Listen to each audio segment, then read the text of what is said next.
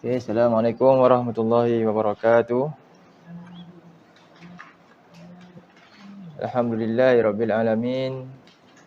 Nahmaduhu wa nasta'inuhu wa nastaghfiruh. Wa na'udzu billahi min syururi anfusina wa min sayyiati a'malina. May yahdihillahu fala mudhillalah wa may yudlil fala hadiyalah. Asyhadu an la ilaha illallah wahdahu la syarikalah wa asyhadu anna Muhammadan abduhu wa rasuluh. Allahumma anfa'na bima 'allamtana wa 'allimna ma yanfa'una wa zidna ilma. Subhanaka la ilma lana illa ma 'allamtana innaka antal alimul hakim. Rabbi shrah li sadri wa yassir li amri wahlul 'uqdatam min lisani yafqahu qawli. Amin ya rabbal alamin. Ya, alhamdulillah hadirin muslimin muslimat yang saya kasihi, semoga kita dalam rahmat Allah. Dan kepada semua yang ada dalam talian dan semua yang dalam keadaan sihat walafiat. Suara saya diharap kau dengar, kalau tak dengar beritahu . Okey. Alhamdulillah, jadi kita menyambung tadabbur surah Al-Fatihah menggunakan buku tadabbur siri yang keempat yang bertajuk Hamdalah, Penyataan Kesyukuran kepada Allah. Tajuk dia buku tadabbur siri 4. Kalau tak ada, jap. Mana bukunya ni, ada lagi? Kat atas cikgu. Bukunya buku siri 4. Jadi kalau tak pun ni di sini ada apa ni, paparan lah, skrin.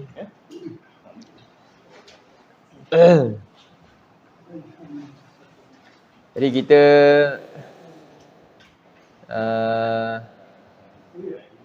yang tak ada siapa yang buku-buku ni tak ada? Cik Amin tak ada. Cik Amin tak ada. Puan ada? Ada tak ada? Ada buku. Okey. Jadi buku siri keempat dah kita masuk. Hamdalah. Di Hamdalah ni bermakna iaitu surah Fatihah daripada bahagian Alhamdulillahirabbil alamin, Ar-Rahmanir-Rahim dan Maliki Yaumiddin. Jadi ayat itu, ayat Alhamdulillah ni, Hamdalah ni, Hamdalah. Ni ada ni . Ni Hamdalah, bahasa Arab dia bunyi dia macam nilah, Hamdalah. Hamdalah ni nama nama ayat, nama sejenis ayat yang dibaca bermula dengan Alhamdulillah. Jadi mana-mana ayat yang dimulai bacaan dia dengan Alhamdulillah ni ada nama dia. Nama dia apa? Hamdalah. Hamdalah. Jadi ni adalah ringkasan sebenarnya dia gabungan kalimah pujian kepada Allah. Alhamdulillah. Jadi di-combine kan, digabungkan jadi Hamdalah saja. Jadi banyaklah harian kita ni. Kita ada zikir Alhamdulillah. Kita ada baca kalimah Alhamdulillah zikir pagi, petang.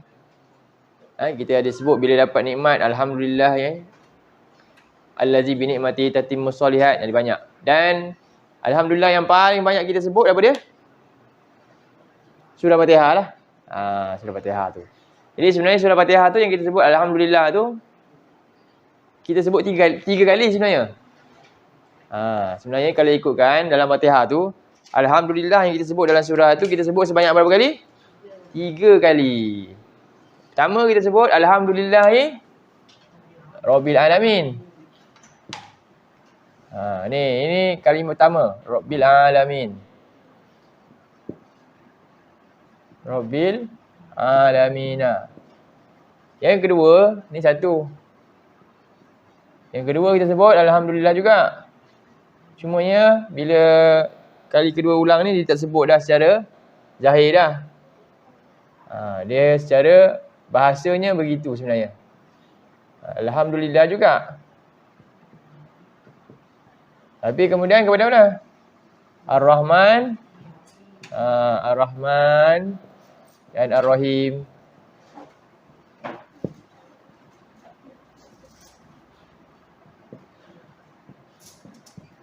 Ni yang kedua kita sebut. Dan yang ketiga kita sebut alhamdulillah juga.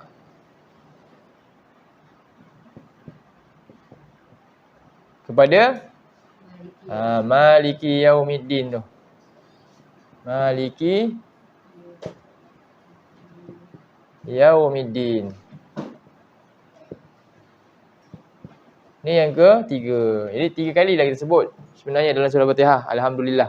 Cumanya yang kedua dengan ketiga ni dia tak sebut dah. Kalau macam dalam bahasa kita kalau dah ulang balik tu macam ni kan. Kadang-kadang kita pun buat macam ni je. Macam ni je kan. Betul tak? Dia berulang. Dia tak sebut. Faham macam tu lah. Jadi dari segi tata bahasa, nahu, struktur bahasa sebenarnya dia masih lagi alhamdulillah. Dan kalau kita i'rab dia. Jadi sebab itulah nak tahu ni nama dia ni kalimah ni tersirat. Ni ayat apa ni? Ni yang tersirat. Kita boleh tahu melalui i'rab dia, struktur bahasa tu. Okey. Jadi semuanya masih lagi ulang yang sama ni. Okey. Itulah perbincangan kita buku 4 ni, hamdalah, pernyataan kesyukuran kepada Allah. Terjemah ni kita dah boleh buat terjemah dah. Cuba kita terjemah sama-sama Alhamdulillah ni kita nak terjemah apa? Jadi di sini kita nak terjemah, kita potong dulu penggal ayat ni. Pertama kalimah ni ada berapa kalimah? Alhamdulillah.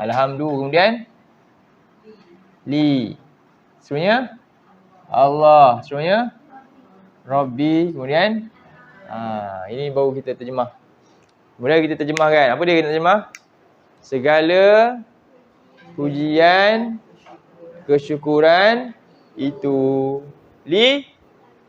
bagi. Jadi ni saja makna dia panjang. Segala pujian, kesyukuran itu bagi Allah. Rabbi, Tuhan yang mencipta dan merintah. Kalau kita kata Tuhan bagi sekalian alam ni pun cukup lah.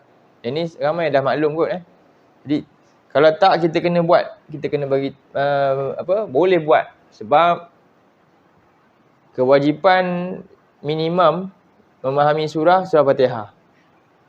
Kita nak bawa dalam solat dan kita kena tahu apa yang kita baca tu dalam solat. Jadi kita baca alhamdulillah kita kena faham makna dia. Jadi itu wajib. Dia lebih wajib daripada kita faham sifir matematik ke, lebih wajib daripada memahami ni. Sekurang-kurangnya surah ni je cukup lah. Jadi korang-korang boleh terjemah ayat ni yang kita baca. Alhamdulillahirabbil alamin. Jadi kita kata apa? Segala pujian kesyukuran itu bagi Allah, Tuhan bagi sekalian alam. Tuhan bagi. Kalau nak panjang lagi dia lagi panjang. Tuhan apa ni maksudnya? Tuhan ni. Yang ni maknanya yang mencipta dan mengurus, memerintah bagi sekian alam. Rabb tu maksud dia macam tu. Cipta dan perintah. Takbir. Okey, kemudian ulang yang sama juga. Alhamdulillah yang kedua apa dia? Segala pujian dan kesyukuran itu bagi Allah. Yang kedua apa tak? Yang Maha Pemurah, yang Maha Penyayang. Yang Maha Pemurah, yang Maha Penyayang. Jadi macam mana nak faham pemulawanan kita dah tadabbur dah sebelum ni. Boleh tengok balik buku apa Buku 3. Buku 4 lah. Ni lah nanti. Nanti kita tengok. Dan yang seterusnya, alhamdulillah ni pula, segala pujian kesyukuran itu bagi Allah pula. Yang ketiga apa dia? Malik apa? Yang menguasai pada hari bagi pembalasan. Yang menguasai hari pembalasan. Jadi atas nama-nama inilah kita memuji Allah. Atas nama ni kita memuji Allah. Faham Jadi selama ni kita baca Fatihah kita kena tahu. Kita memuji Allah atas 3 nama yang paling utama ni. Pertama, apa dia? Kenapa Allah ni maha terpuji? Hanya pujian diletakkan pada dia saja. Sebab dia yang cipta alam ni. Dia yang uruskan alam. Ni pertama. Jadi ni menunjukkan jasanya. Ni menunjukkan jasa Allah tu. Dalam hal memberikan kecukupan, keperluan rezeki kepada makhluk dia semua. Okey. Jadi bila jasa ni, kenapa kita puji ni untuk timbulkan apa? Kita puji Allah, sebab tu bila kita baca alhamdulillahirabbil alamin, kita kena fikir banyaknya nikmat Allah. Inilah saatnya untuk berfikir betapa banyak nikmat Allah. Bila baca ni, kena berhenti kat sini. Okey. Itu cara dia. Kita nak tadabbur. Bila kita baca alhamdulillahirabbil alamin, ini saatnya kita nak memikirkan betapa banyaknya nikmat Allah. Dan bila kita fikir tu, barulah kita akan timbul apa? Ni rukun ibadah ni. Dia nak hadirkan rukun ibadah. Wajib kan? Rukun ibadah kita kena tahu. Kalau tak, ibadah kita tak sempurna. Contohlah, orang nak solat, apa dia kena tahu dulu? Rukun solat. Betul? Nanti kan dia sujud dulu, lepas tu baru rukuk. Terbalik. Rukun solat mesti mula dengan apa dulu? Takbir dulu. Kan dia bagi salam. Assalamualaikum pula lah. Last baru takbir. Bila tak tahu rukun, rosak. Betul? Sama, ibadah pun kena tahu rukun. Kalau tak ada rukun, rupanya ibadah dia rupanya sia. Jadi surah Fatihah ni, ayat awal ni, untuk manusia membina kerukunan dalam ibadah dia. Rukun membina, memahami tu. Itulah sebenarnya tujuan dia. Tapi selama ni orang baca macam tu je. Dia tak nampak. Allah nak kita bina sesuatu dalam jiwa kita. Rukun ibadah. Apa rukun ibadah pertama? Jadi ayat pertama ni kita duk fikir apa? Banyaknya nikmat Allah. Banyaknya. Sampai membina sesuatu. Apa bina apa? Perasaan apa nak bina? Ni rukun ibadah ni perasaan. Rukun ibadah. Nak bina apa? Ni yang satu ni. Yang pertama. Jadi nak membina hub. Hub ni apa? Rasa cinta kepada Allah. Nak bina rasa cinta yang mendalam. Ni nombor satu. Syarat ibadah nombor satu. Jadi kita pun bila baca, kenalah tadabbur ni, memikirkan. Ni. Kena lama-lama dekat situ. Rabbul Alamin. Jadi hari ni yang kita sedang bincang ni tentang Rabbul Alamin. Daripada awal ni kita bincang, alhamdulillah dalam buku ni sebenarnya adalah pasal fasa pertama bahagian ni Rabbul Alamin. Sebab tu Ustaz Baharudin, kalau kita baca buku tu daripada awal, semua cerita tentang apa? Nikmat-nikmat Allah yang Allah siapkan untuk kita. Bermula dari sini kan, Allah ni cipta dan perintah alam ni. Kalau kita baca daripada awal, flashback balik, cerita tentang rahmat dia, Allah bagi siang malam, ni semua. Allah siapkan lagi, Allah berikan angin dan sebagainya, banyak. Air Allah berikan. Jadi semua ni tentang nikmat-nikmat Allah. Dan kesimpulan yang kita nak masuk pada hari ni, muka surat berapa ni? Muka surat berapa? 4. Cuba buka muka surat 4 buku tu. Okey. Jadi banyak sekali nikmat Allah, nikmat yang telah Allah limpahkan kepada makhluknya. Tengok skrin ni ya. Banyak sekali nikmat Allah yang telah Allah limpahkan kepada makhluknya. Maka wajiblah bagi kita mensyukuri segala curahan nikmat yang tidak terhitung banyaknya. Jadi lalu Allah berfirman dalam ayat surah 16 ayat 18.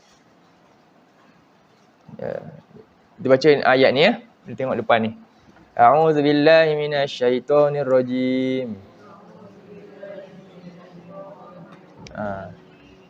Wa in ta'uddu ni'matallahi la tuhsuha.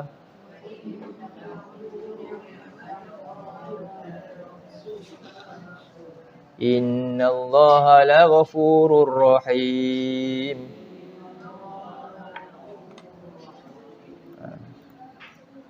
Nampak tak? Nampak semua? Nampak. Jadi Allah SWT bertanya. Ini juga satu bentuk cabaran Allah. Allah cabar kita. Jadi kita cuba sahut. Boleh tak sahut? Jadi Allah kata apa? Wa in ta'uddu, dan jika kamu ta'uddu apa? Ta'uddu hitung juga. Dalam bahasa Arab ni dia ada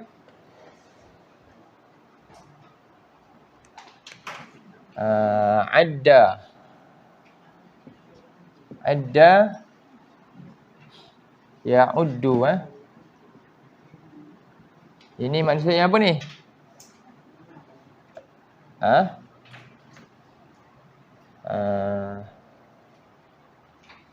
Jadi ni maksudnya hitung, membilang. Ini membilang. Jika kamu membilang nikmat Allah, ada yang udu ni. Ada lagi satu disebut hasiba. Lagi yahsabu. Ni maksudnya apa? Kita panggil apa? Kita pun kata hisap kan? Ilmu hisap. Hitung juga maksud dia. Bilang, hitung juga. Ni yang kedua, hisap. Ada lagi satu, nama dia hasa atau ahsa. Hasa.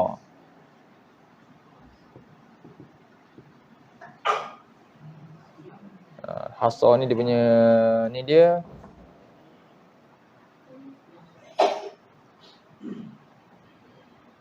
si rasanya.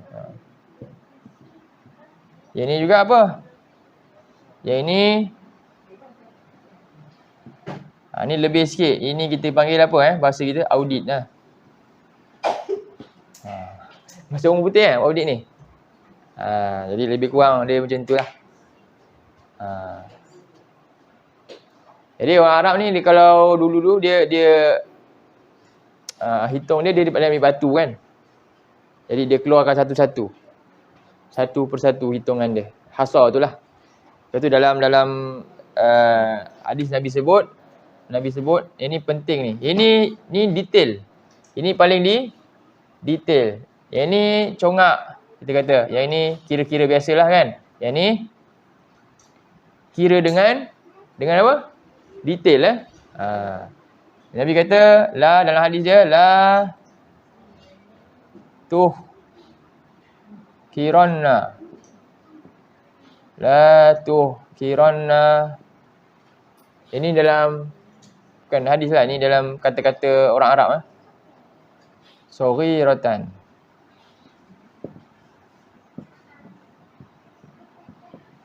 La kiranna saghiratan. Kemudian innal jibala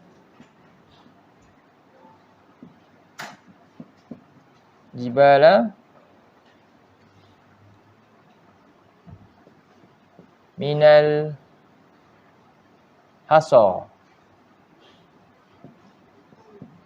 Hasa ni. Cuba kita baca. La tuhkiranna saghiratan.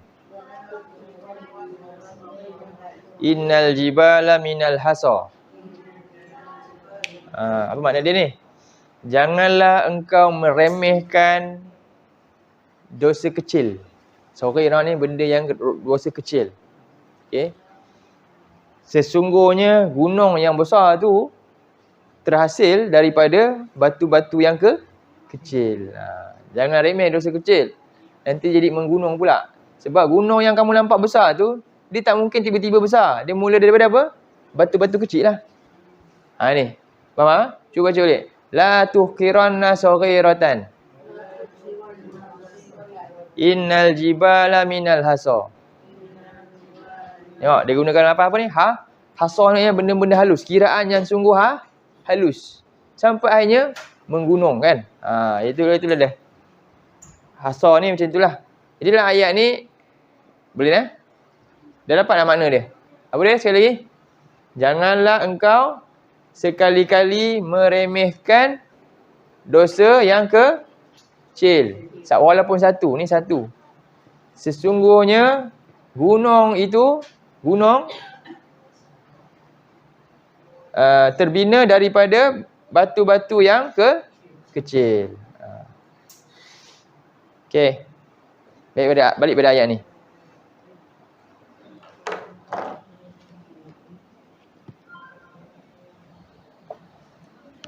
Jadi adat maksudnya bilang lah, congak ke. Ya.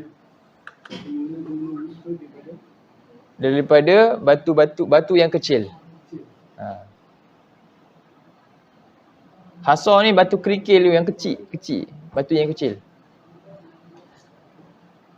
Jadi sekarang ni kita tengok balik ayat ni. Tengok Allah kata apa? Ni ada dua bentuk apa?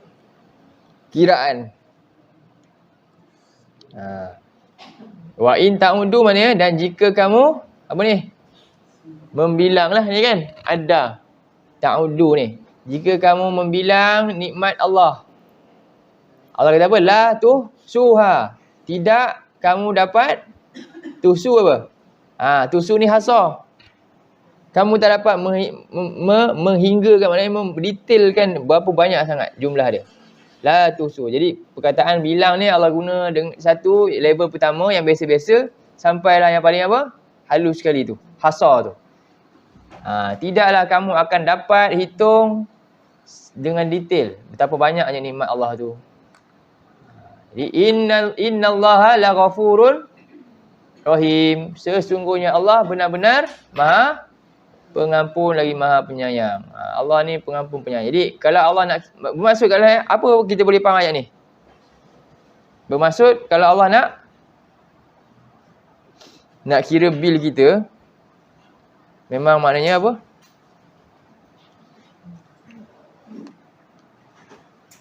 Memang kena potong je lah kerjanya. Kan?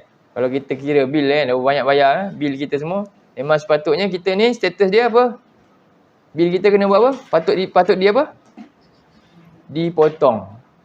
Nak kena bayar tu kan. Kalau kita nak kira macam itulah maksud dia. Tapi Allah ni kata apa? Allah ni pengampun penyayang. Kalau nak detail semua, kamu memang tak dapat nak berdepan dengan Allah. Tapi Allah ni Maha Pengampun lagi Maha Penyayang. Allah tak suruh kita buat tu. Allah suruh kita buat sikit je. Apa dia? Taat perintah dia je. Tak payah bayar balik segala nikmat yang dia bagi tu. Ikut je perintah dia. Itu je. Baik. Lepas tu, dalam ayat lain lagi apa surah ni? Cuba buka pula. Sikap kita pula bagaimana pula? Dengan sikap Allah, sifat Allah yang Maha Pengampun, Penyayang ni. Tapi kalau Allah ni nak berkira sangat dengan kita, habislah kita. Musnah kita semua.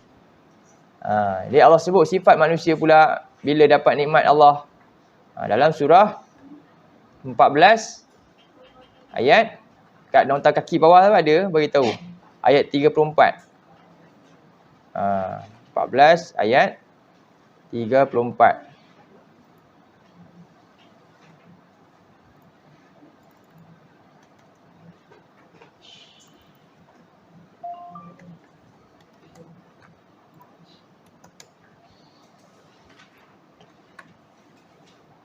Ni ayat ni kita pun nak ambil perhatian juga. Wa atakum.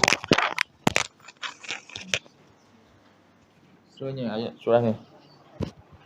Wa atakum min kulli. Kita baca. A'udzubillahi minasyaitonirrajim.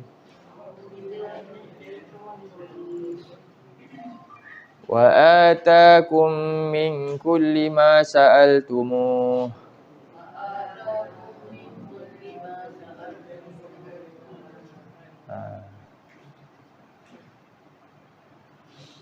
Wa in ta'uddu ni'matallahi la tuhsuha.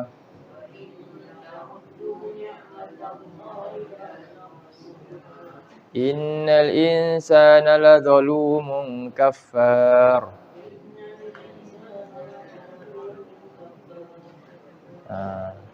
Jadi wa atakum min kulli ma sa'altumuh.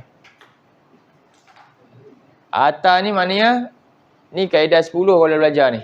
Ata. Jadi kita kata apa? Dan telah memberikan oleh dia akan kamu. Dapat tak? Puan Syah dapat? Siapa dapat? Dan telah memberikan oleh dia ni kaedah 10. Ata. Akan kamu min daripada kulli setiap daripada apa yang sa'altum. Kalau sa'altum ni sa'alah tu minta. Sebenarnya juga maknanya hajat. hajatum. Iaitu apa yang kamu hajati. Maksud dia. Hajatumu tu. Setiap apa yang kamu hajati. Maksud sa'al kat sini maksudnya hajat. Bukan minta. Terjemah kat sini betul lah ni. Ya, maksud dia hajat. Itu lebih tepat. Allah berikan setiap apa yang kamu hajati. Akannya.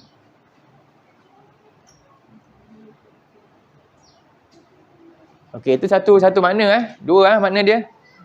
Makna pertama, Allah kata apa dia? Atakum min kulli, Allah berikan kulli, kita ambil dari sini kulli ma sa'al tumuh.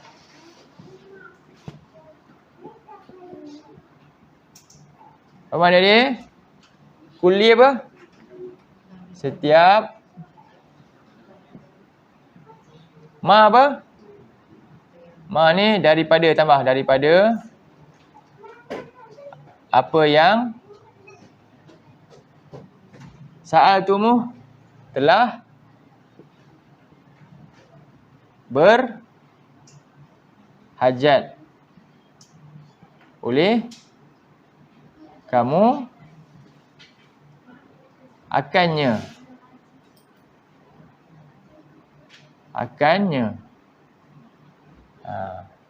Tu ni makna dia. Ni kalimah berbeza-beza ni. 1, 2. Okey, ni makna dia. Dan Allah berikan setiap daripada apa yang telah berhajat oleh kamu akannya. Ini yang kita nak. Betul? Kita berhajat, Allah bagilah. Ataupun kita meminta. Kita boleh juga, hajat ni juga boleh minta. Okey, satu lagi makna je yang sama, perkataan yang sama ni. Ni kulli ni macam ni Jadi saya tulis macam ni pula. Kullin.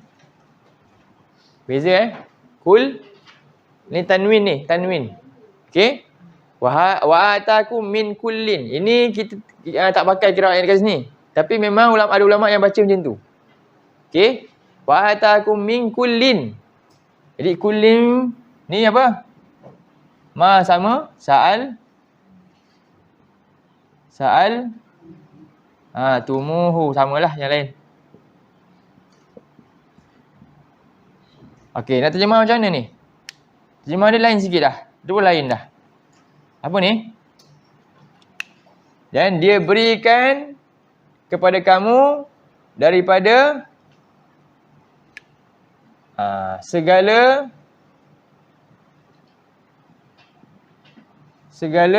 ma ni apa? Ma ni maknanya dia tidak. Ni ma ni manafi. Dia dah habis kat sini dah. Segala yang ma ni apa? Tidak. Ma ni maksud dia tidak. Yang tidak sa'al tumuh telah samalah, telah berhajat atau telah minta oleh kamu akannya. Apa beza makna pertama dan kedua?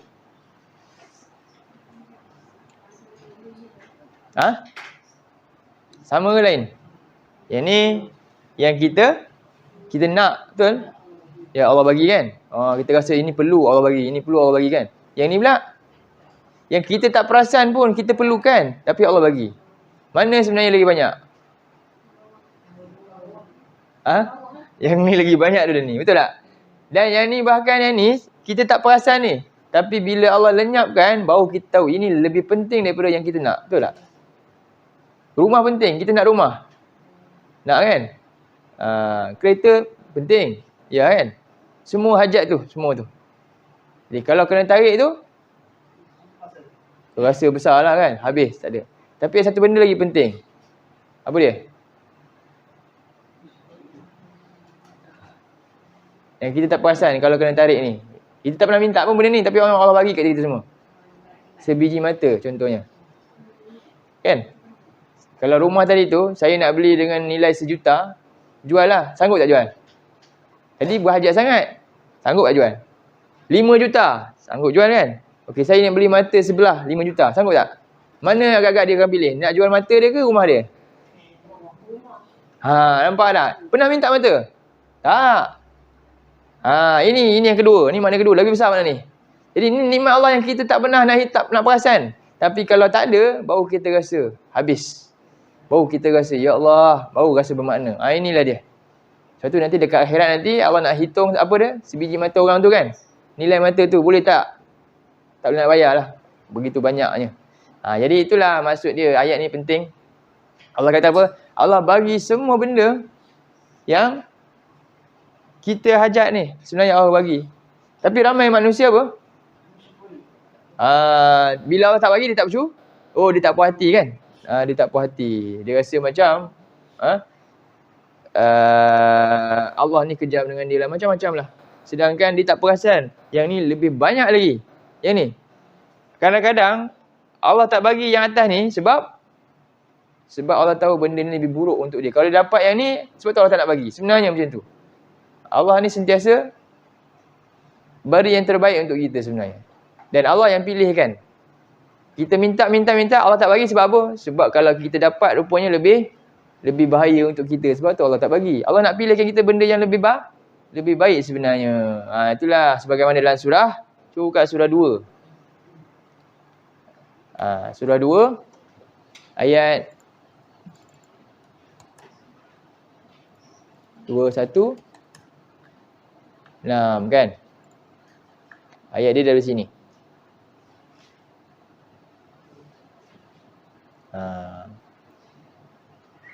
Kita baca A'udzubillahi minasyaitonirrajim.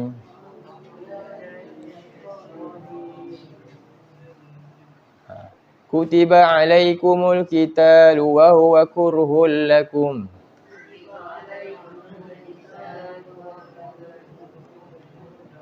Diwajibkan ke atas kamu berperang. Sedangkan benda ni, hal ni adalah benda yang paling kamu tak suka. Kita nak kalau boleh apa? Macam Bani Israel tu. Bani Israel Allah suruh perang tak? Allah suruh perang, kamu masuk dalam Palestin ni, kamu kena perang. Ada Amalek dalam tu, kerajaan tu. Dia kata apa? Ini kuat-kuat orang dalam ni, habislah kita kan. Allah kata apa? Kami nak relax je. Kalau kami nak, boleh. Tahu settle, kami nak masuk je, nak duduk je. Macam tu. Kami tak akan masuk dalam negara tu kalau orang tu tak keluar lagi. Jadi macam inilah senang. Kamu dengan Tuhan kamu, wahai Musa, pergi settlekan dulu. Dah settle, baru kami masuk. Kan? Itu dia jenis perangai macam tu. Nak senang je, perangai siapa? Yahudi lah. Macam tu. Kan? Dia nak dapat kebaikan Allah ni. Tapi dia nak apa? Nak senang. Dia macam dalam ayat ni balik. Ini Allah perintah apa? Orang beriman. Diwajibkan kamu perang sebab apa? Nak dapat satu benda besar sebenarnya. Tapi benda ni tak suka. Ramai yang tak suka. Tapi orang beriman, dia beriman, dia lakukan benda ni. Dia Allah kata apa? Kadang-kadang ada benda yang kita kena susah payah dulu, kemudian baru dapat nikmat dia kan. Untuk kebaikan kita juga Allah kata. Sebab tu Allah kata dalam ayat ni, wa asa an takrahu syai'an. Dan boleh jadi kamu tak suka satu perkara tu. Wa huwa khairul lakum. Sedangkan benda itulah lebih baik untuk kamu. Kadang-kadang kita tak suka benda yang kita buat gagal ke. Macam-macam lah dalam hidup ni. Jadi ni Allah nak ajar kita untuk terima segala. Ni rukun iman yang ke berapa ni? Rukun iman yang ke 6. Dan masalah paling besar manusia adalah rukun iman yang ke 6. Yang lain dia boleh je cakap. Tapi yang ke 6 ni yang paling susah nak dihadapi. Jadi untuk terima segala takdir baik atau buruk sebenarnya. Jadi boleh jadi kamu tak suka sesuatu perkara sedangkan benda tu sebenarnya lebih baik untuk kamu. Wa asa an tuhibbu syai'an. Dan boleh jadi bahawa kamu suka satu benda tu. Wa huwa syarrul lakum. Sedangkan dia adalah mendatangkan keburukan untuk kamu. Wallahu ya'lamu wa antum la ta'lamun. Sedangkan Allah lebih tahu mana yang terbaik, mana yang sebenarnya akan membinasakan kamu, sedangkan kamu tak tahu. Ini Allah ajar kita untuk terima segala ketetapan Allah dengan redha, sabar dan syukur. Jadi balik pada surah kita tadi, surah 14 ayat 34. Jadi Allah kata, apa sikap ramai manusia kebanyakannya? Jadi wa atakum min kulli ma sa'altumu, dan Allah berikan kepada kamu segala apa yang kamu hajat ataupun segala apa yang kamu tak minta. Itu lebih banyak lagi. Dan sekiranya wa in ta'udu nikmatallah la tuhsuha, jika kamu menghitung nikmat Allah, tidaklah kamu dapat hitung dengan detail. Innal insan, tadi Allah kata innallaha ghafurur rahim. Allah ni Maha Pengampun. Kalau Allah nak paksa kita nak baik, nak berkira dengan kita, habis kita. Tapi apa sikap kita pula? Ni sikap manusia. Innal insan, sesungguhnya insan itu benar-benar seringkali apa? Sangat zalim dengan menggunakan nikmat Allah tu, semua yang dia dapat tu ke jalan syirik. Itu antaranya. Kan? Ke jalan yang mensyirikkan Allah, zalim tu, zalim paling besar. Ataupun ke jalan yang salah, meletakkan nikmat-nikmat Allah yang digunakan kepada jalan yang salah, zalim. Kafar ni apa? Sangat-sangat kufur, iaitu menidakkan nikmat Allah, menyembunyikan nikmat-nikmat Allah. Jadi dua sikap manusia, satu salah guna nikmat, satu lagi langsung tak mahu kenal siapa yang beri nikmat, tak nak hargai, tak pedulikan Allah yang berikan nikmat tersebut. Baik, jadi atas itulah kita setiap hari kita wajib baca apa? Alhamdulillahi Rabbil Alamin, sebab nak jaga kita lah daripada sikap apa dah? Zalum kafar ni. Rupanya Allah kata setiap insan selalunya dia memang akan terjebak dalam kezaliman dan sangat kufur. Dia akan kufur ni apa? Menidakkan jasa seseorang tu. Macam itulah maknanya. Kafar ni macam tu. Dan dia bahkan, sebab itulah Qarun kata apa? Apa kata Qarun? Kafar. Qarun dapat nikmat, lepas tu dia kata apa?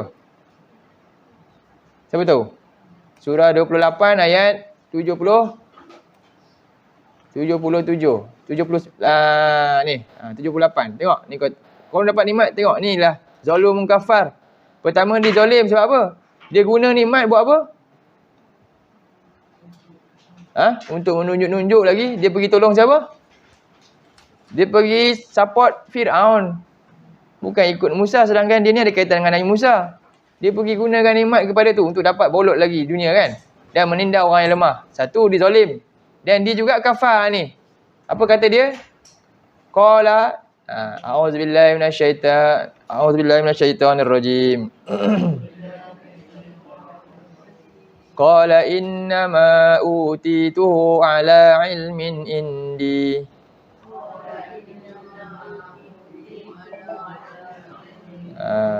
Tengok apa dia kata? Sesungguhnya aku dapat ni sebab apa? Sebab kepandaian aku sendiri, tak ada kaitan dengan siapa-siapa bagi kat aku. Nampak? Ini kafar. Dia apa? Dia kufur dengan nikmat ni. Dia tolak. Dia tak apa? Tak iktiraf pemberi nikmat. Sedangkan salah satu rukun dia mengiktiraf pemberi ni, dia tak iktiraf. Yang dia dapat ni sebab siapa? Daripada siapa? Allah.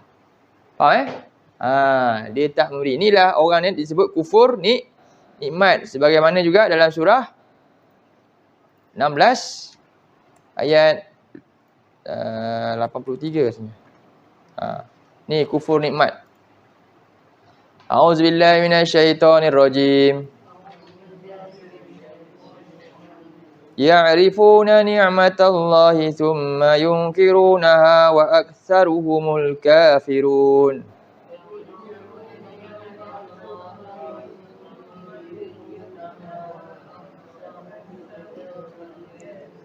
Jadi mereka mengetahui, arafu. Jadi bila kita tahu Allah suruh iktiraf nikmat dia ni, datang daripada dia, syukur. Tapi apa ni? Mereka mengetahui ni nikmat ni daripada siapa? Daripada Allah. Kemudian mereka buat apa? Summa yungkiruna, ingkar dengannya, iaitu menolak, tak akui, tak nak iktiraf, tak nak akui. Dan dia kata ini sebab saya. Wa aktsaruhumul kafirun, ramai daripada kalangan mereka ni menjadi kafir disebabkan ini. Jadi dua benda ni lah manusia selalu berlaku dengan nikmat Allah. Dia satu, dia buat apa guna nikmat Allah? Ke jalan yang salah. Nama dia zalim. Innal insana la zalumun. Satu, zalim satu. Kedua, kafar apa tadi? Tak nak apa? Akui. Nikmat dia datang dari siapa? Daripada Allah. Tak nak akui. Sombong. Zalim dan sombong. Okey, itulah orang-orang, sifat ramainya manusia ni Allah gambarkan dengan nikmat Allah ni. Sebab itulah diwajibkan kita baca Alhamdulillahirabbil alamin ni untuk apa? Untuk buang dua sifat tu. Alhamdulillahirabbil alamin. Bila kita baca ni, faham rasa cinta ni, kita akan hargai tak? Kita tak akan khianat nikmat Allah pergi jalan yang tak betul. Satu. Kedua, kita nak sombong tak? Menidakkan ini sebenarnya bukan sebab Allah, sebab saya. Tak. Bila dia faham siapa Rabbul Alamin, timbul rasa ni. Itu ya. Okey. Balik tadi surah apa ni? Tadi kita baca surah apa? 2 ayat. 2216 kan? Okey. Dah habis tadi kan? 2216 tu. Okey, kita balik kat buku kita lah. Dah. Okey, terus sambung Di 2 ayat tu kita kena ingat lah. Surah 16 ayat 18 dan surah 14 ayat 34. Satu cerita tentang Allah yang Maha Pengampun, Maha Penyayang dengan nikmat ni. Kalau Allah nak berkira dengan kita dengan segala nikmat ni, kita tak mampu nak bayar dan Allah boleh nak hukum kita saja. Namun Allah ni Maha Pengampun lagi Maha Penyayang. Sedangkan sebaliknya sikap manusia pula apa pula dengan nikmat tadi? Sangat-sangat zalim, salah guna nikmat. Dan yang kedua, sangat kufur, iaitu tak akui siapa datang dari mana nikmat tersebut. Pemberi nikmat. Itulah dua sikap buruk manusia. Nasib baiklah dia berdepan dengan Allah yang Maha Pengampun lagi Maha Penyayang. Cuba kalau dia berdepan dengan Allah yang Maha apa? Maha Pemaksa, Zuntiqam, Qahar, Maha mengalahkan. Hanya kita habis. Maha bengis ke? Habis. Jadi tidak begitu. Allah ni Maha Pengampun lagi Maha Penyayang. Baik, bahkan kesemua nikmat yang tidak terhitung banyaknya itu dia jadikan untuk keperluan manusia. Okey, kita beri ayat surah 2 ayat 29. 29. Tengok surah 2 ayat 29.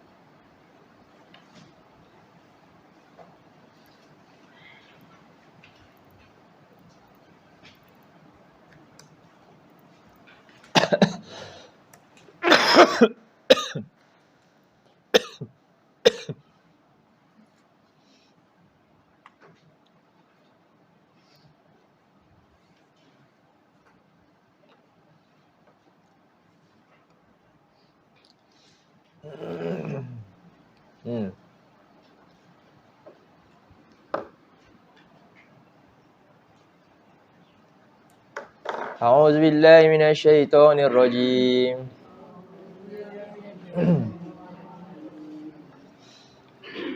Huwallazi khalaqa lakum ma fil ardi jami'a.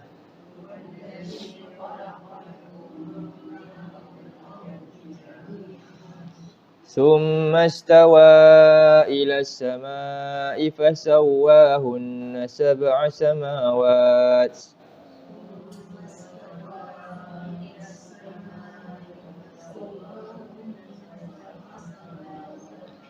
Wa huwa bikulli syai'in alim. Okey. Dialah, siapa dia? Allah yang telah menciptakan lakum untuk kamu. Bagi kamu ni. Telah menciptakan oleh dia bagi kamu ma fil ardi jami'an. Segala apa yang ada di bumi ini semuanya. Di sini ada hukum. Apa dia?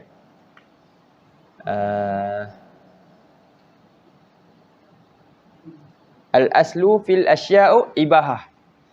Asal segala sesuatu hukumnya harus, mubah. Semua boleh makan, semua boleh nak pakai apa pakailah. Asal hukum dia harus. Dunia Jadi dalam hukum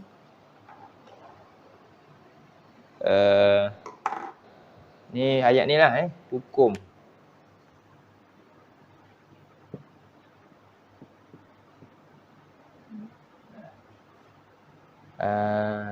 Kita panggil muamalah lah pengurusan dalam dunia ni, muamalah. Asal dia apa? Asalnya harus semua dia, harus. Halal, semuanya boleh. Semuanya dibenarkan. Nak makan apa, makanlah. Macam mana cara nak makan, makanlah. Asalnya harus sehingga ataupun asal dia halal. Halal. Sehingga ada dalil pengharaman.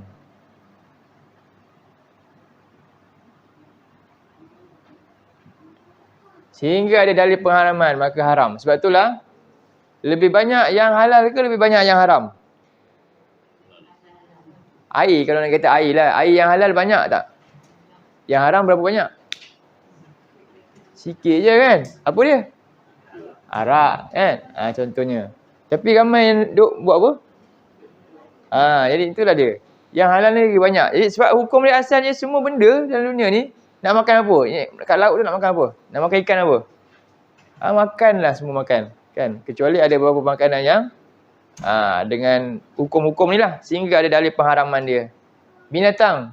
Banyak yang boleh makan tak? Banyak. Tapi ada dalam Quran yang haramkan. Baik, macam mana kita berdepan dengan hal ni? Macam mana?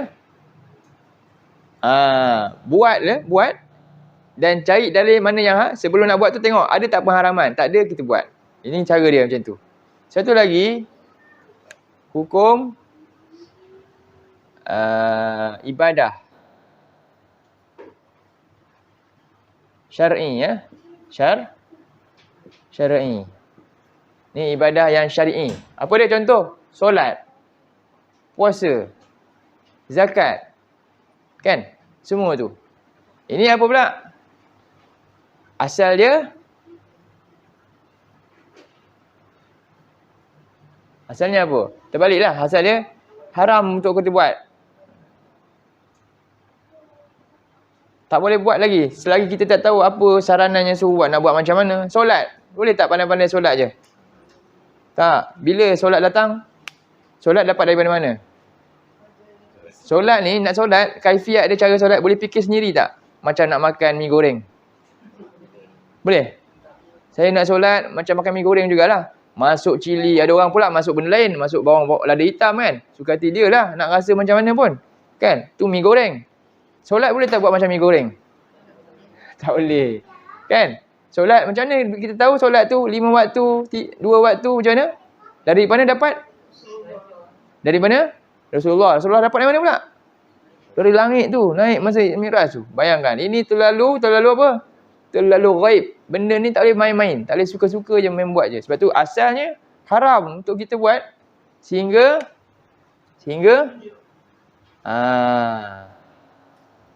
ada dalil perintah dia, baru kita buat dengan cara-cara dan tata cara dia, baru buat.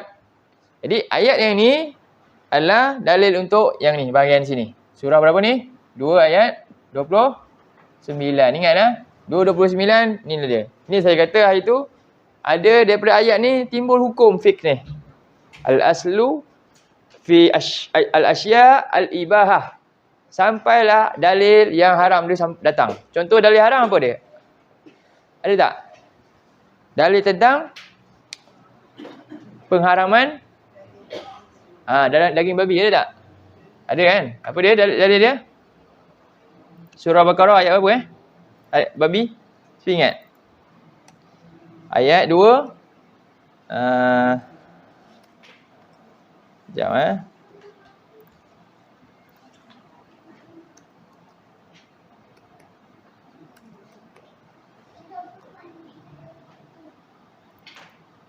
Surah 2 ayat 173. Contoh. 2, 173.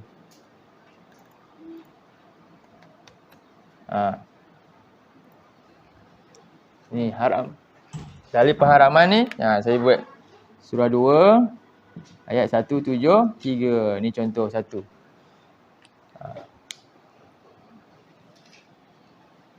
Jazakallah khairan. Air panas ke? Asyik bagus. Sejuk. A'udzubillahi minasyaitonirrajim.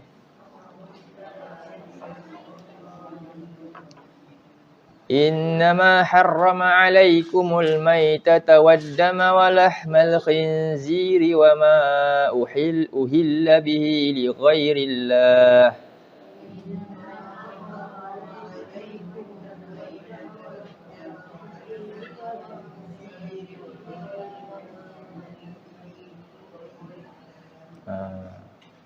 فَمَنِ اضْطُرَّ غَيْرَ بَاغٍ وَلَا عَادٍ فَلَا إِثْمَ عَلَيْهِ.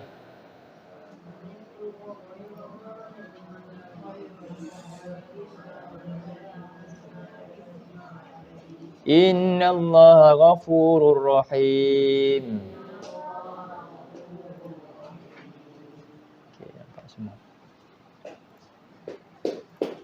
Jadi Allah kata apa? Sesungguhnya tidak lain dia telah mengharamkan oleh dia, yakni Allah, ke atas kamu semua akan apa? Ni yang haram. Apa dia? Nak makan silakan, tapi jangan makan apa? Bangkai. Ayam tengah langgar tepi jalan ambil masak kan. Waddama, dan darah. Darah ni apa? Darah yang mengalir lah. Darah. Dan yang keseterusnya walahmal khinzir, daging babi tak boleh. Dan wama uhilla bihi li ghairillah, dan binatang yang disembelih tapi bukan kerana Allah. Dengan sembelih sebab apa? Penyembahan berhala dan sebagainya lah. Tak sebut bismillah. Jadi inilah yang haram. Dan namun Allah kata tengok ada rukhsah yang Allah beri kat pula. Punyalah. Famanit turra, dan barang siapa yang dia terpaksa.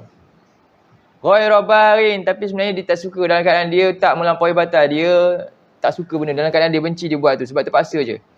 Wala adin, dan tak berlebihan sampai dia suka pula dah. Sedap pula babi ni, makanlah lain kali teruslah makan. Dia buat dalam keadaan terpaksa sebab apa? Nanti dia mati dia makan. Tapi tiba-tiba rasa sedap pula, dah berubah pula dah. Tak. Fala ithma alai, maka tidak ada sebarang dosa ke atas orang yang macam ni. Kalau dia dipaksa makan, darurat dan sebagainya. Contohnya dalam askar, dalam hutan, apa tak ada makanan lain dah. Habis dia makan apa? Pelanduk pun tak ada semua dah. Dah 5 hari dah tak makan. Nampak ular sawa pula dah.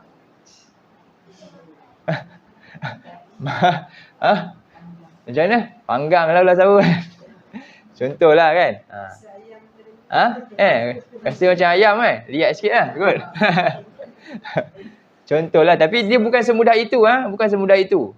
Nanti masuk hutan kita pergi camping, oh lama tak ada makanan lah, cari ular sawa makan pula. Tak ada, bukan semudah itu. Dia ada ukuran dia. Innallaha ghafurun rahim. Sungguhnya Allah Maha Pengampun lagi Maha Penyayang. Ini contoh. Contoh pengharaman makanan yang diharamkan dalam Quran. Dalam hadis lagi banyak lah. Ada lagi keterangan jelas lagi. Dalam apa lagi? Arak dalam surah apa? Surah 5. Pengharaman arak ni ada banyak pasal, bukan terus haram drastik. Tak, sikit-sikit ada 4 pasal dalam Quran. Tapi yang betul-betul ditutup terus, diharamkan total, surah 5 ni. Ayat yang ke mana Arak. Surah 5.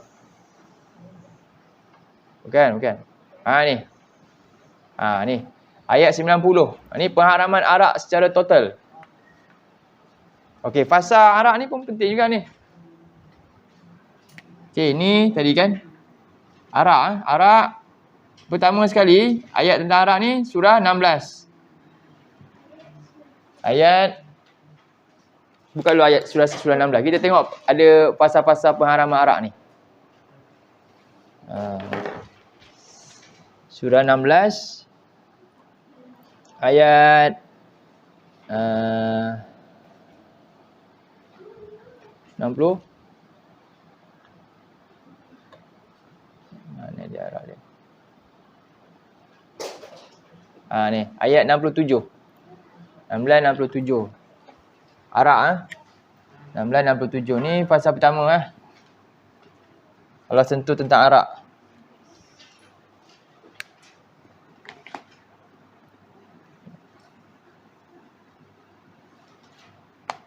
Ini tadi apa?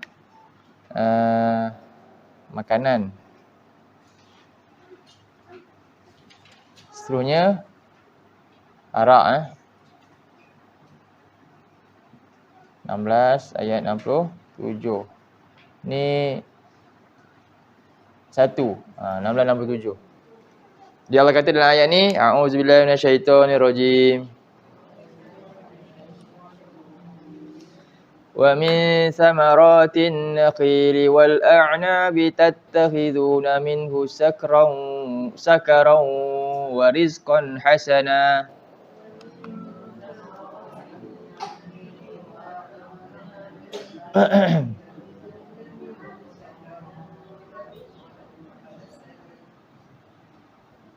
Inna fi dzalika laayatan liqaumin yaqilun.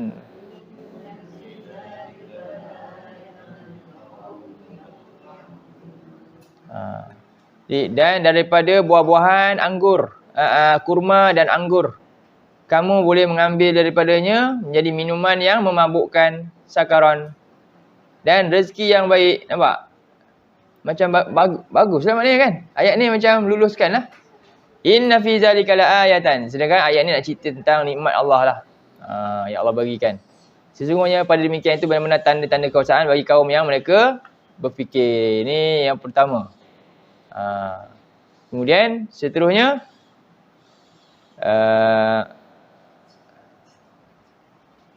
yang ke pengharaman yang kedua, fasa kedua.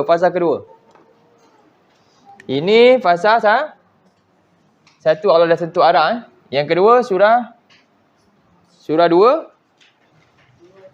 ayat 219. Cuba tengok pula. 219. Ini fasa kedua. Arak.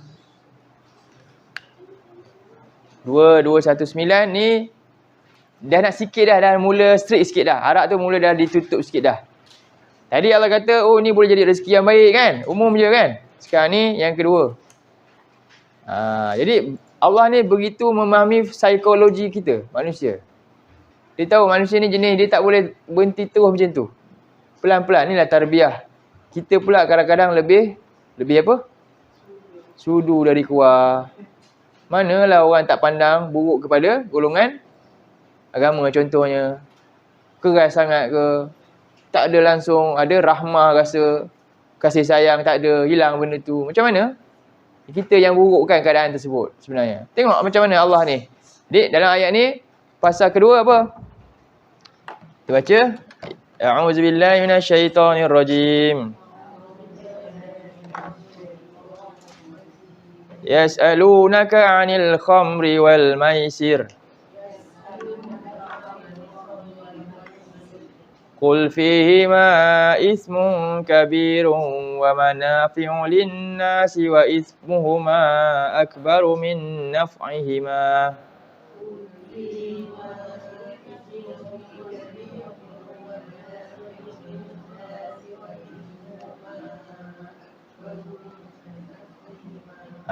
Jadi mereka sahabat ni, mereka bertanya kepada engkau tentang arak dan judi. Kenapa mereka tanya? Ni sahabat tanya, dia bukan orang kafir tanya. Ada ayat lain orang kafir tanya Nabi. Yang ni sahabat tanya. Jadi mereka ni dah rasa something dah, rasa tak sedap. Sebab dah boleh masuk dengan ibadah-ibadah lain tu. Dia mereka dah mula cinta. Dalam masa yang sama mereka masih lagi minum arak, masih lagi main judi.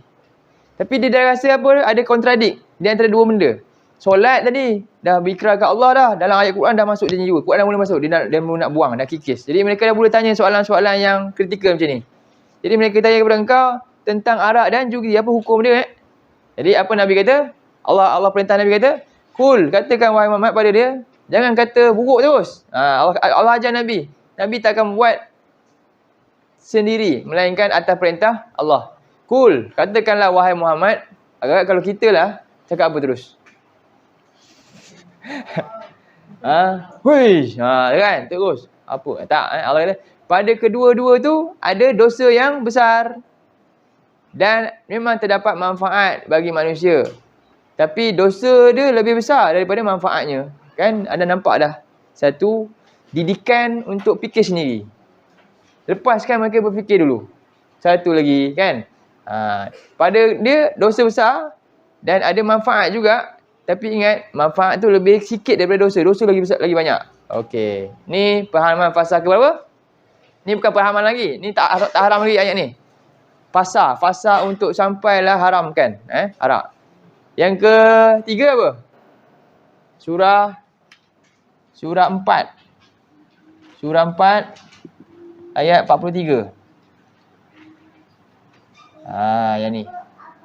Yang ni lagi pandai ini bijaksananya. Allah ni penuh hikmah dalam aturan dia. Dia kata Allah tak cerita pasal arak. Tak cerita pasal arak, tapi dia cerita pasal sesuatu yang sahabat cinta ni boleh rugi. Kerana ni psikologi, reverse psychology ni. Allah bagi reverse psychology. Mereka dah mula sangat cinta dengan solat. Jadi mereka maka akan ambil pilih benda yang paling tak boleh jadikan mudarat lah pada solat dia. Ni jadi Allah sebut dalam ayat surah 4 ayat 43. Cuba kita tengok. A'udzubillahi minasyaitonirrajim. Ya ayyuhalladzina amanu la taqrabus salata wa antum sukara hatta ta'lamu ma taqulun.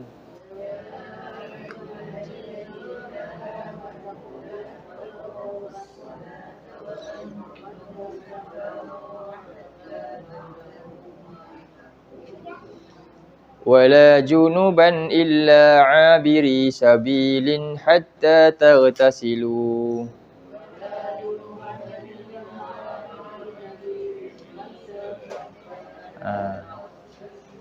Jadi Allah kata apa? Wahai orang-orang yang beriman. Ni seruan special dah.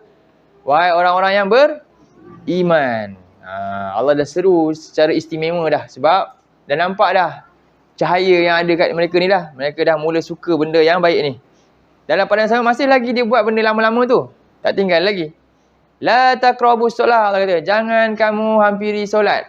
Maknanya jangan hampiri solat. Jadi, kenapa Allah kata kat sini? Solat ni adalah benda yang mereka sangat sampai masa ni ketagih. Suka, kan? Wa antum sukara, dalam keadaan kamu mabuk. Ada tak sebesar arak? Tak. Mabuk. Mabuk ni maknanya sebab apa? Antara punca utama dia minum arak lah. Sampai bila? Sampailah hatta ta'lamu ma taqulun. Sampailah kamu tahu apa yang kamu ucap tu. Kamu faham, kamu ketahui apa yang kamu ucap. Jadi ramai sekarang ni, okey tak? Kita mabuk tak? Sentuh sikit lah. Kita mabuk tak masa solat? Tak. Tak kan? Semua okey kan? Tak mabuk. Tahu tak apa yang diucapkan dalam solat? Poin ni kat sini ya. Jangan kamu dekati solat sampailah kamu tahu apa yang kamu ucap, kamu mengetahui. Ni Allah satu lagi ni. Ini satu tempelak kepada siapa? Orang yang diucap dan solat dia tak tahu apa-apa, tak ada ilmu tentang ucapan dan solat. Rupanya sama macam siapa? Macam orang mabuk jugalah. Faham? Apa kena kamu baca tadi tu? Saya pun tak tahu. Sama tak ayat ni? Ta'lamu ma taqulun. Itulah solat, tujuan solat nak faham apa kita ikrar tu dalam solat. Tapi ramai tak peduli nak faham. Nak baca Quran. Sebab itulah ramai orang tak nak faham Quran. Dia tak rasa, maknanya dia rasa solat tu tak penting lah. Sebab solat tu nak baca Quran lah. Tujuan kamu belajar faham Quran untuk solat kamu bermakna, tinggi kualiti dia. Kan? Ni ayat ni menempelak kita ni. Berapa orang yang tak mabuk, tapi dalam solat pun dia tak tahu apa dia baca. Rasa tak kena tampar dengan ayat ni? Ke tak rasa apa-apa? Maknanya memanglah teruknya. Faham? Sebab tu kena datang hari Ahad. Kelas apa? Kelas terjemahan. Ustaz Sarah ajar dengan begitu. Saya tahu Ustaz Sarah ajar memang lembut, lemah lembut sengit sangat. Oi. Kenapalah tak nak hargai tu? Datang, mari datang. Kan? Itulah dia. Boleh? Faham? Datang. Terjemahan Quran ni bukannya saya nak belajar terjemahan nanti nak jadi apa? Nak ajar. Bukan. Sebenarnya nak bawa dalam solat kita lah. Datang siapa yang belum sertai sila daftar. Ajak kawan-kawan daftar sekali. Faham? Tanya dia. Bagi ayat ni. Mabuk tak? Tak mabuk kan? Okey, yang kamu dalam solat tu kamu tahu kamu baca apa? Macam sama macam orang mabuk je. Faham? Okey? Jadi inilah ayat ni. Betul lah. Sebab tu antaranya apa sebab punca dia mabuk ni, manusia jadi macam ni. Kalau Ibnu Qayyim dia kata apa tau? Sukara ni, antaranya dalam buku Ibnu Qayyim ni dia kata apa? Sukara ni. Satu lagi yang macam arak tapi bukan arak. Apa dia? Ibnu Qayyim kata lagu. Lagu adalah candu. Ramai orang boleh hafal lagu kan? Dia hayati lagu kan? Dan itulah menghalang dia untuk hayati Quran tu. Macam itulah. Dia tak boleh masuk dah. Sebab apa? Sebab dah penuh. Dah penuh dengan benda lain. Sehingga benda yang lebih patut masuk tak boleh masuk. Dah terhalang. Quran dah terhalang untuk masuk. Dia dah terhalang untuk faham, untuk hayati, untuk rasa pengaruh Quran tu besar masuk dalam jiwa. Tak dapat. Lagu berpengaruh besar kat dia. Quran tak dapat lah. Nak ke macam tu? Kita nak ke macam tu? Itulah kesan. Itu kata Ibnu Qayyim, kupasan dia sangat-sangat dalam. Ya Allah. Jadi orang mabuk juga. Mana mungkin orang tu sumbat telinga dia dengar apa-apa benda, lagu macam-macam. Lepas satu-satu. Tiba-tiba dia nak masuk solat. Dia nak hayati ayat Quran dalam otak dia. Boleh ke? Boleh tak? Lepas satu-satu. Tengok belah lain dengan mata. Dengan macam-macam warna-warni tu. Dah sumbat banyak-banyak. Tiba-tiba konon-konon nak masuk solat. Saya nak khusyuk solat dengan fikir ayat-ayat Allah ni yang berat ni. Boleh ke? Boleh ke tak boleh? Saya tanya jujur. Boleh tak? Tak boleh. Tak mungkin. Tak mungkin dapat. Faham tak? Perasan ke tak perasan? Habis nak buat apa? Biar je. Tak buat kerja apa-apa.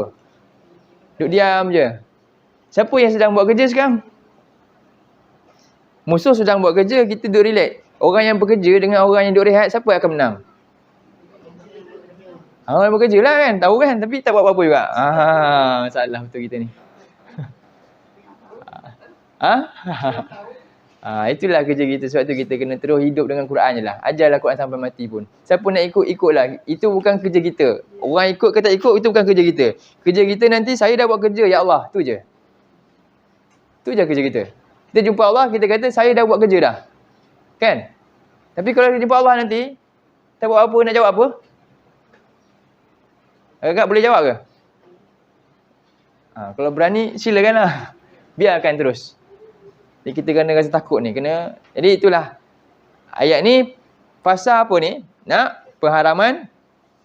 Sikit lagi. Ni bukan pengharaman. Ni nak suruh benci. Tengok. Jadi, saat ayat ni, bagi tahu la taqrabu solah, dia dah kena mula rasa bersalah. Alamak, macam mana ni nak solat? Azan dah. Ni dah. Tak boleh kan? Tengah mabuk pula lagi. Oh, akhirnya apa? Ketika ni dah berlaku pertumpahan. Bukan pertumpahan darah. Pertumpahan arak. Dekat Mekah tu. Pembuangan tu dah habis dah. Maknanya, itu berlaku. Dan ini pasal 3. Pasal 4. Apa dia? Pasal 4 baru ayat tadi. Surah 5 ayat 90. Inilah pengharaman total arak. Allah kata. Dengan Allah libatkan apa? Ni kata ni musuh utama iaitu syaitan. Bila disebut syaitan je, memang syaitan ni musuh nyata yang sangat dibenci oleh orang beriman. Jadi ketika ni begitu banjirlah Madinah tu dengan apa dia? Limpahan arak yang dibuang tu. Surah berapa? 5 ayat 90. Yang keempat. Ni fasa 4. Fasa 4. Okey, kita baca. A'udzubillahi minasyaitonirrajim. يا أيها الذين آمنوا إنما الخير والميسر والأنصاب والأزلام رجس من عمل الشيطان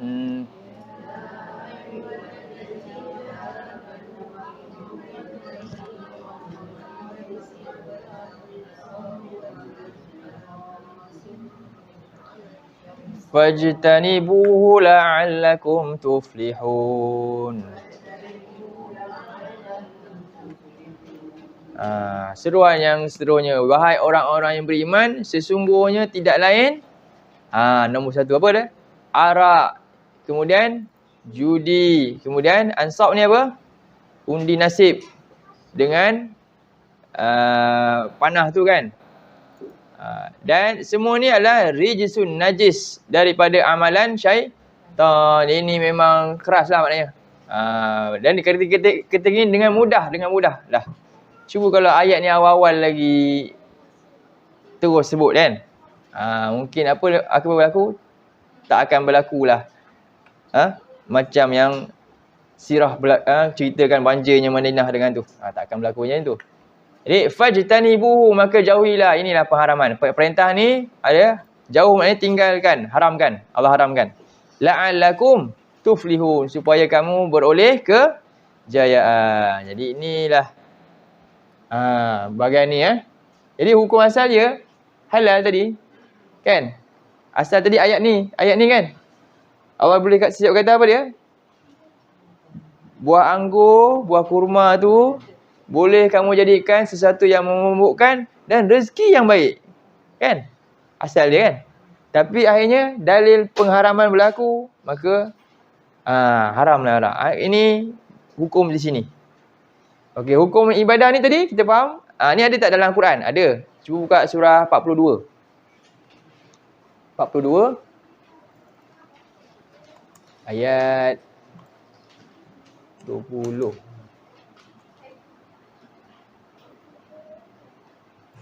Ayat 21. Surah 42 ayat 21. Jadi ini ibadah.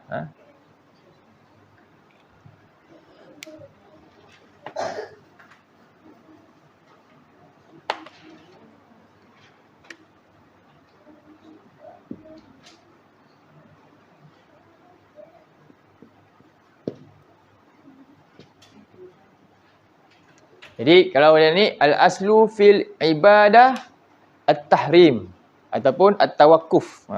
Asal ibadah ni diharamkan ataupun berhenti, jangan buat apa-apa. Sampailah datang dalil untuk suruh buat dan bagaimana cara buat, baru kita buat. Tak boleh pandai-pandai. Nak puasa, macam mana kita tahu puasa bulan Ramadan? Macam mana kita tahu puasa bulan Ramadan? Kenapa tak nak puasa 30 hari bulan-bulan lain, boleh tak? Rasa macam tak cukup lah. Tak cukup kan. Kita nak lagi beriman. Beriman kita puasa bulan Ramadan, kemudian bulan Syakban, kemudian bulan direct 5 bulan puasa 30 hari. Boleh? Tapi lagi baik, lagi banyak. Boleh tak? Fikir macam tu. Boleh? Tak boleh. Tak boleh. Tu dah buat syariat baru lah tu. Buat syariat baru lah. Mana boleh pandai-pandai? Faham Tu buat syariat baru. Okeylah, solat subuh 2 rakaat je. Tak cukup. Kita nak lagi beriman, kita buat solat subuh 4 rakaat. Boleh? Tak boleh pula. Bagus lagi, bagus. 4 rakaat. 2 rakaat kurang beriman. 4 rakaat lagi bukti beriman sebab lagi banyak. Boleh? Nampak tak? Sama tak cara berfikir kat sini dengan sini? Sama tak cara fikir tadi? Nak makan, lagi banyak, lagi bagus kan? Tak apalah, nak niaga. Lagi untung, lagi banyak kan? Tapi yang ni boleh tak masuk cara fikir ni kat sini? Boleh? Tak boleh. Kamu dah buat satu agama baru. Agama baru tu. Bahaya tak buat agama baru? Bahaya. Tak boleh buat. Sini kena faham. Faham? Sebab tu Allah tanya, kamu buat pandai-pandai ni, ada campur tangan dengan Allah ke? Dalam nak suruh buat benda macam ni? Solat tu aku punya. Ikut arahan aku saja, jangan pandai-pandai buat lain. Faham? Allah nak ajar kita je. Okey. Jadi ayat dia surah 2 ayat 42 1. Kita baca. A'udzubillahi minasyaitonirrajim. Am lahum syuraka'u syara'u lahum minad dini ma lam ya'zam bihillah.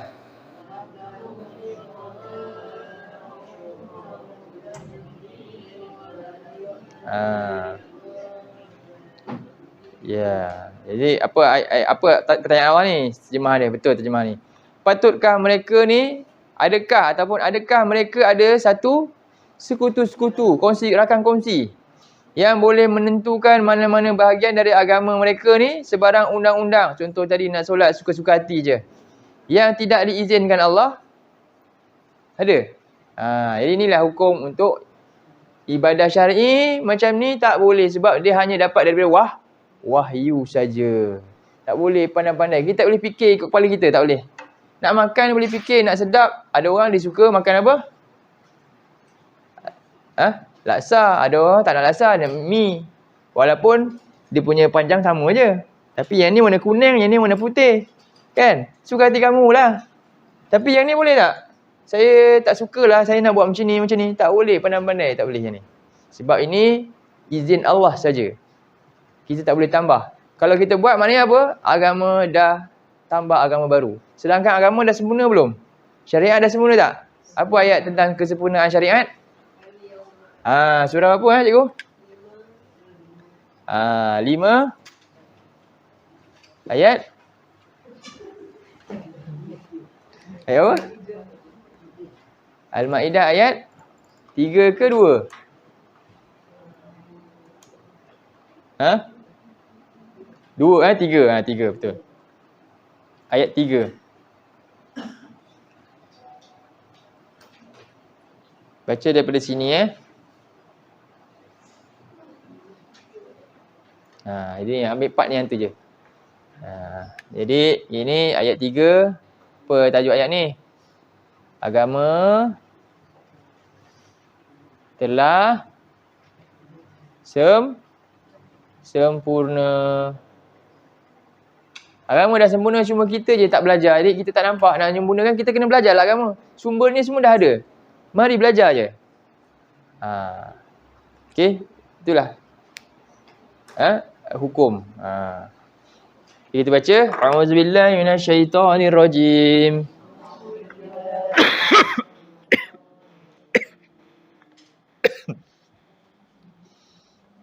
Al-yawma akmaltu lakum dinakum wa atmamtu alaikum ni'mati.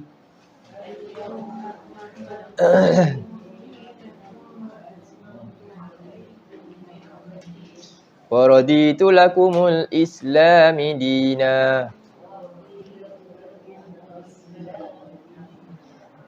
Jadi pada hari ini, iaitu bila hari apa ni? Arafah tu kan, masa ayat ni kan?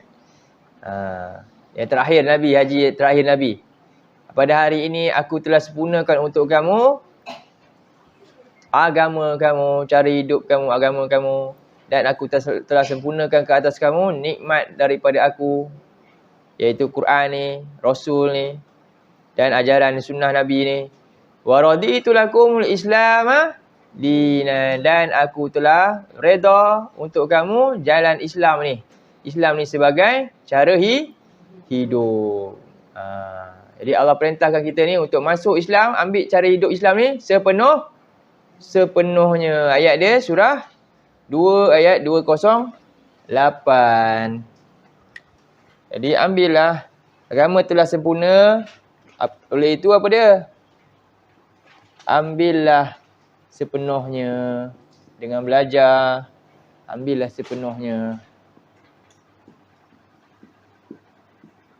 Surah 2 ayat 208.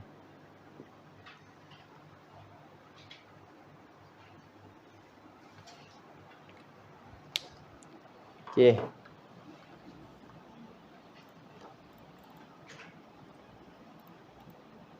A'udzubillahi minasyaitonirrajim. يا أيها الذين آمنوا ادخلوا في السلم كافة ولا تتبعوا خطوات الشيطان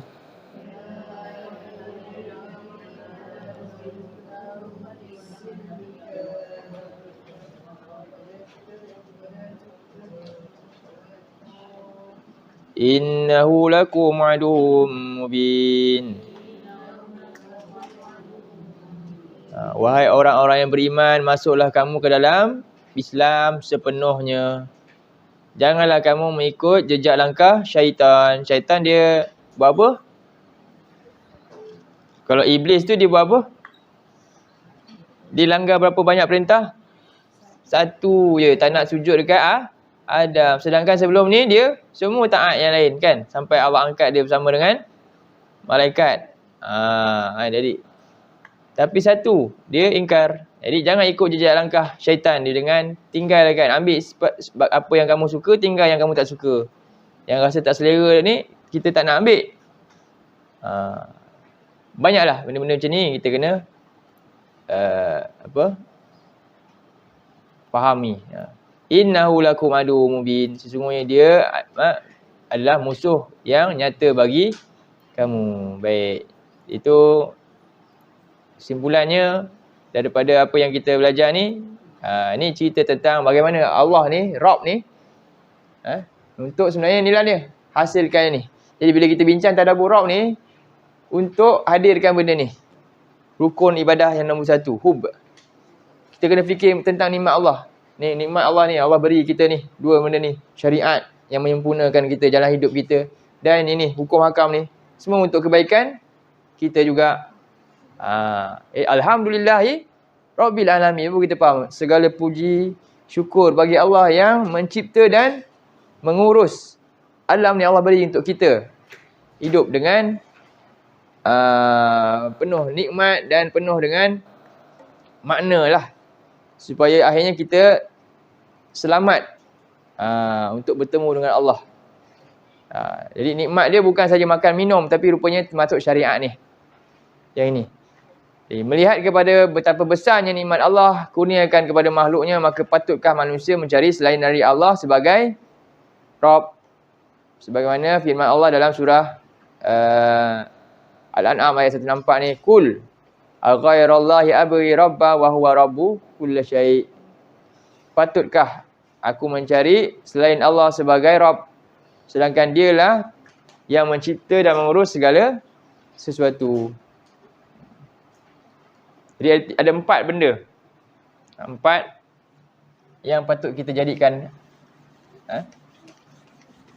Allah ni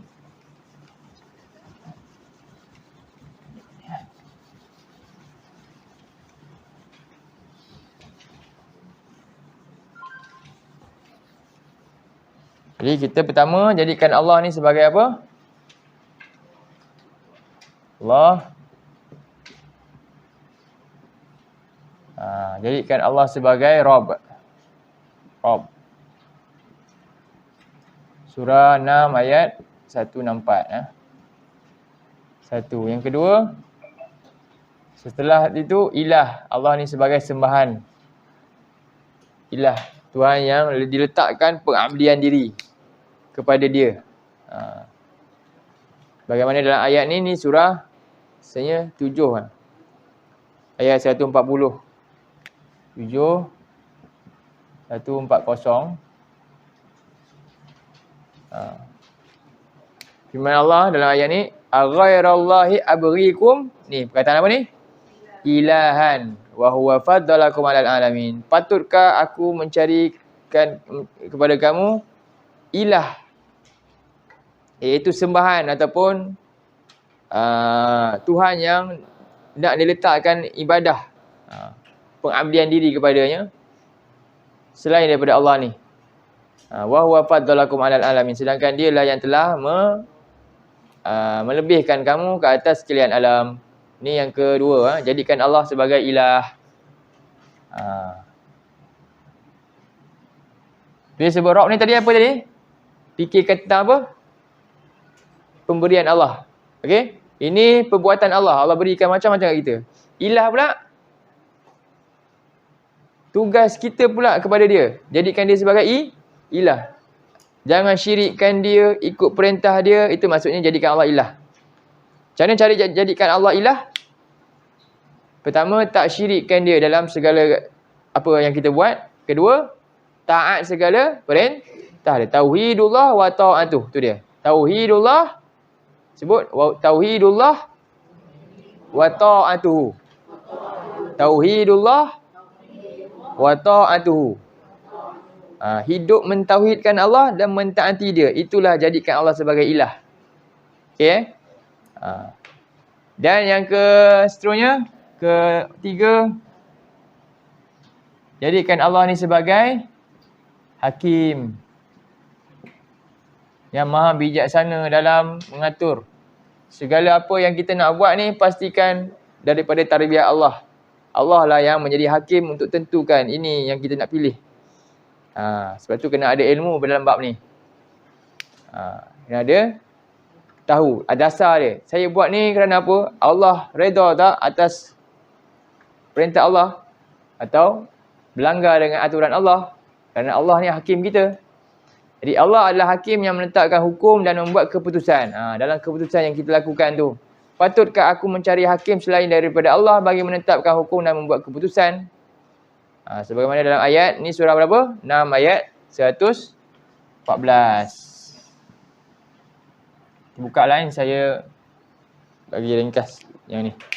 Kita baca bahagian atas ni ya. Saya bacakan Afa ghairallahi abtaghi hakaman wa huwa alladhi anzala ilaikumul kitaba mufassala. Patutkah aku mencari selain Allah sebagai penentu keputusan, hakim, sedangkan dia telah menurunkan panduan ni, kitab yang jelas. Jadi macam mana kita nak jadikan Allah sebagai hakim?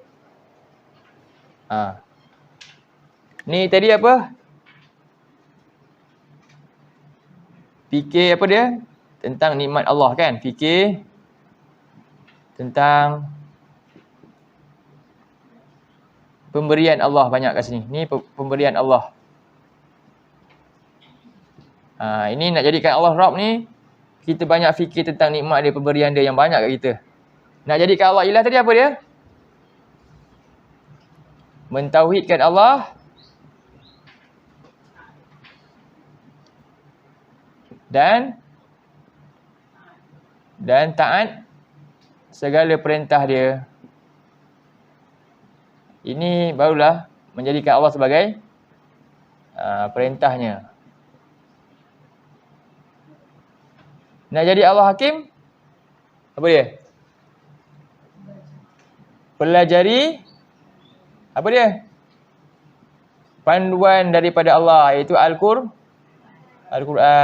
Panduan Allah, iaitu Al-Quran. Betul Allah mention kat sini. Patutkah aku jadikan Allah ni sebagai hakim, sedangkan dialah yang turunkan kitab panduan ni. Maksudnya apa kat sini? Menunjukkan orang ni dia tolak panduan ni. Dia tak nak peduli panduan ni. Maknanya dia bukan jadikan Allah sebagai penentu hukum. Sebab dia nak tahu hukum hakam Allah, dia mesti tengok kat sini sumber dia. Tapi tak nak peduli macam mana dia jadikan Allah tu sebagai pembuat keputusan dia. Taklah. Tu yang keberapa? Ketiga. Dan yang terakhir, yang keempat, jadikan Allah sebagai wali. Surah apa? 6 ayat 14. Cuba tengok di bawah. Ni habis kita bincang tentang bahagian pertama tentang Alhamdulillahirabbil alamin. Surah 6 ayat 14.